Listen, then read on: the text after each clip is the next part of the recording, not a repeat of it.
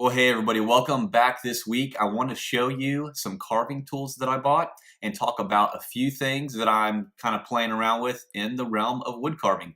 All right, so stick around for a few minutes just to find out what it's all about.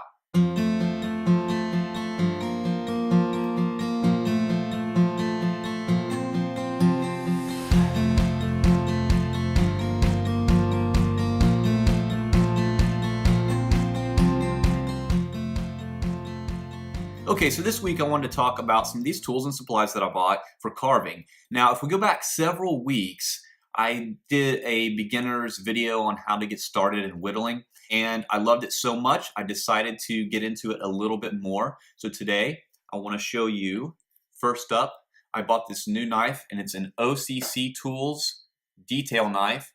This is a 1 7/8 inch blade, and it's a walnut handle. Again, OCC Tools. Now, the reason I decided to get this is because if we go back again to the video I mentioned where I started whittling, I used a pocket knife that I had reshaped, and it's great. It works really fantastic. But I wanted a fixed blade with a little bit larger handle, something that felt a little more stout. And I have some ambitions to continue carving and doing bigger carvings and other things. So I thought it would just really come in handy to have this new knife. But there's another important reason that I want to show you. Let me take this paper that I drew. So I'm going to have to hold this up in front of my face for a second while I talk. But anyway, you see with the pocket knife edge, you can see that it comes down to bevels. There's a bevel on each side. That's a traditional way that a pocket knife blade is shaped. So the issue with that when you're carving is that it's like a big wedge that you're trying to drive into the wood fibers when you're carving, and it kind of gets caught, and you have to use a lot of force and downward pressure and so forth to make the cuts. However, on the new knife, the OCC tool knife, it's got a wedge shape. You can see there's no bevel down there. So this wedge, it just has less resistance than those bevels. And I'm going to reshape the pocket knife to a wedge shape to get rid of those drastic bevels. So I didn't really need to buy a new knife, but I just wanted it because I thought it would help me with these upcoming projects, and it's a different handle, it feels different.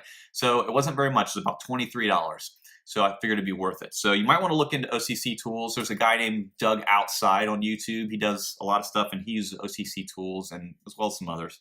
But anyhow, the second tool that I bought is this V tool. And let's see if I have a drawing here. Okay, so for the V tool, it's simply that. It's shaped like a V. So let me show you up close what this does.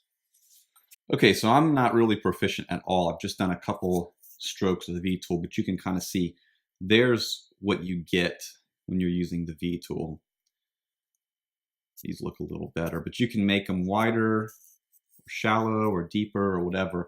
And just always keep your hands behind the blade of that V tool because it's razor sharp.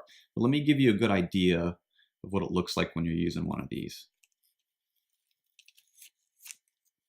So you got this little shaving here, and it just made that line right there. So let me try one more, if I can get a deep one. Yeah. And there it is right there. So V tool, you can kind of see from these marks, you would use this for maybe like to make a beard. You might make strands of hair or different things like that. So that's what a V tool is. Okay, so the final thing that I bought, Kevlar glove.